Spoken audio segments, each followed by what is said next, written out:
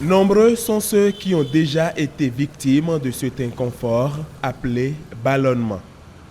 Le ballonnement du ventre ou ballonnement abdominal, c'est une sensation de distension du ventre que le malade va ressentir et qui est due à une accumulation de gaz dans l'estomac et dans les intestins. La plupart des sujets dans cette situation vont rôter ou péter pour libérer ces gaz.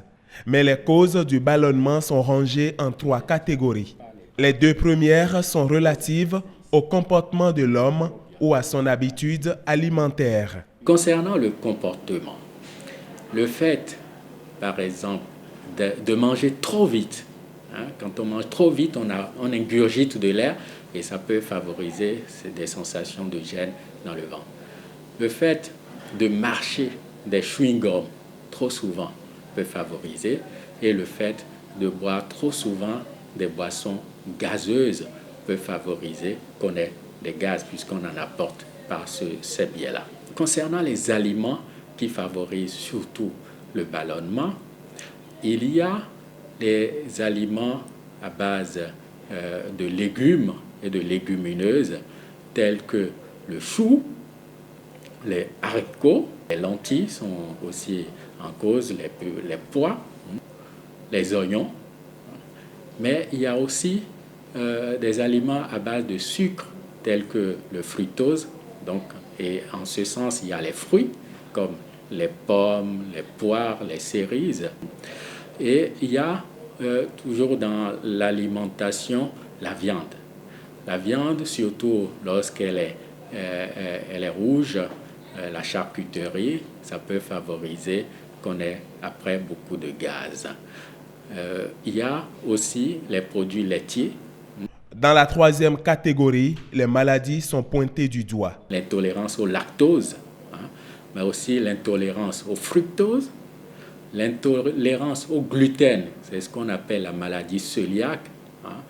Et il y a la maladie qu'on appelle syndrome de l'intestin irritable. Dans ce cas, la personne a des troubles, le ventre ballonné, mal au ventre, parfois diarrhée, constipation, sans qu'il y ait une cause organique. Il y a d'autres pathologies. S'il y a une tumeur qui obstrue le gros intestin, il peut y avoir les gènes tels que le ballonnement dans ces cas.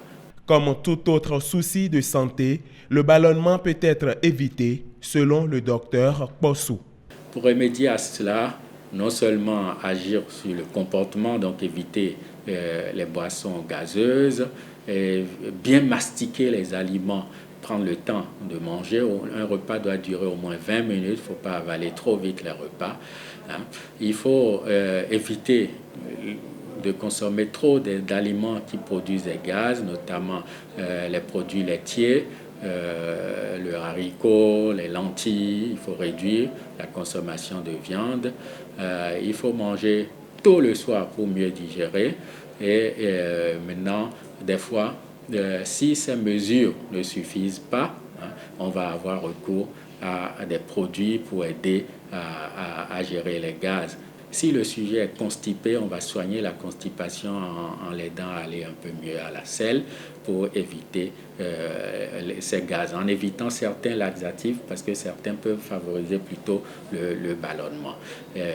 On va conseiller l'activité physique parce qu'en faisant de l'activité physique, on muscle la sangle abdominale, ce qui lutte contre la sensation de ballonnement. Bien sûr, s'il y a une pathologie, une maladie à la cause, on va prendre en charge cette maladie. Donc, on traite en fonction de la cause, s'il y a une cause, et s'il n'y a pas de cause, on aura recours à des produits qui aident à soulager la sensation de ballonnement. Et dans ce cas, la meilleure adresse pour la prise en charge est celle des spécialistes de la question.